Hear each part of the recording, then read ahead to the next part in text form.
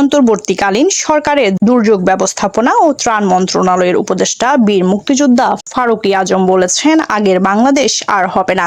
আমাদের দেশ আমরা নিজেরাই গড়ব। তিনি আরো বলেন, কারো প্রতি আমাদের কোনো বিদ্বেষ নেই। এই দেশ সবারই, সবাই মিলে এই দেশ গড়তে হবে। দেশে কাজ করার পরিবেশ তৈরি হয়েছে। কেউ বলতে পারবে না কাজ করার সুযোগ নেই। মানুষের সেবা দেওয়া একটি বড় নেয়ামত। রবিবার 1 সেপ্টেম্বর সকাল 10:30টায় মিরসরাই উপজেলা পরিষদের কনফারেন্স রুমে বন্যা পরবর্তী পরিস্থিতি নিয়ে মতবিনিময় সভায় এসে তিনি এসব কথা বলেন। আপনাদেরকে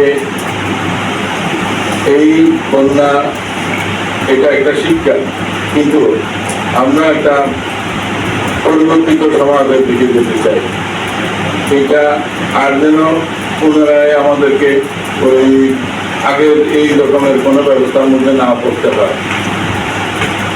এটা নিয়ে আমি আইপি করলেই বলেছি, সরকার হচ্ছে এই সংস্কার ক্ষেত্রে আমাদের সবারই অবদান রাখার সুযোগ আছে।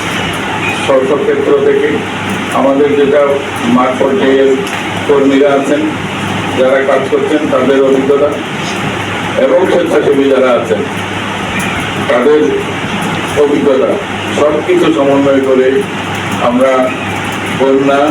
এই সময় উপজেলা নির্বাহী কর্মকর্তা মাহফুজা জেরিনের সভাপতিত্বে আরও উপস্থিত ছিলেন সেনাবাহিনীর unit commander lieutenant colonel Al Mamun, সহকারী কমিশনার ভূমি প্রশান্ত চক্রবর্তী, সহকারী পুলিশ সুপার মনিরুল ইসলাম সহ উপজেলার বিভিন্ন কর্মকর্তারা।